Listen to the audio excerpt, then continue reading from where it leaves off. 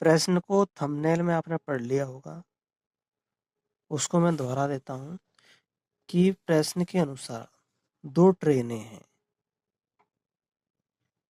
जिनका वेग समान है, जिसकी चाल समान है और दोनों एक दूसरे के विपरीत दिशा में चल रही है। अब हवा के सापेक्ष हवा का वेग u है और हवा के सापेक्ष ट्रेनों का वेग क्या आ रहा है, 1:2 आ रहा है।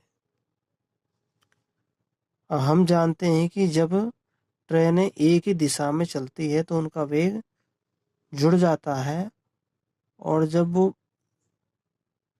वो एक ही दिशा में चलती है तो उनका वेग घट जाता है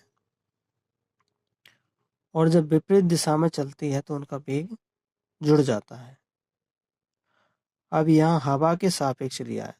हवा के सापेक्ष इस वाली ट्रेन को देखते हैं, यानी कि हवा इस दिशा में चल रही है तो इसी दिशा में ट्रेन चल रही है।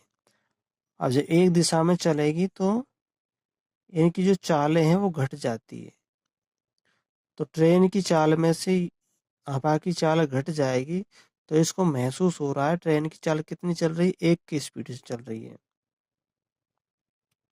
1 की स्पीड से चल रही है।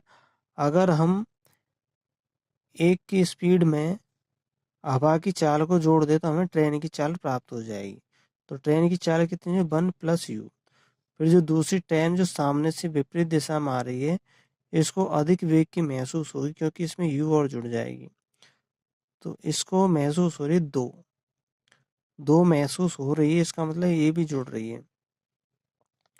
तो 2 में से हम u को घटा देंगे तो हमें इस ट्रेन की चाल प्राप्त हो जाएगी।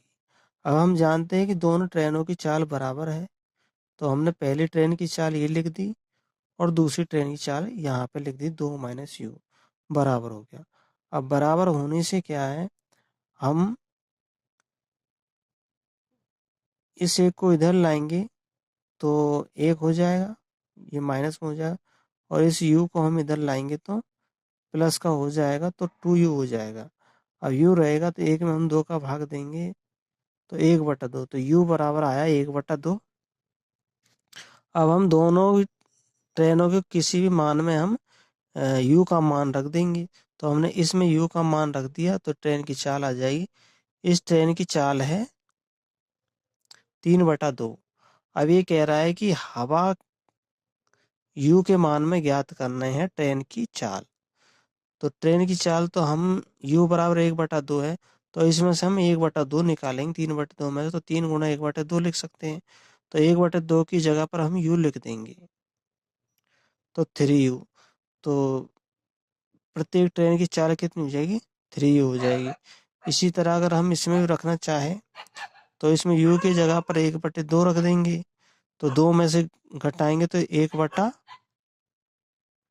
से 1/2 आएगा, तो जिसका मान हो 3/2 तो वो भी हमें 3u प्राप्त होगा। तो इस तरह से हम ट्रेन की चाल निकाल लेंगे।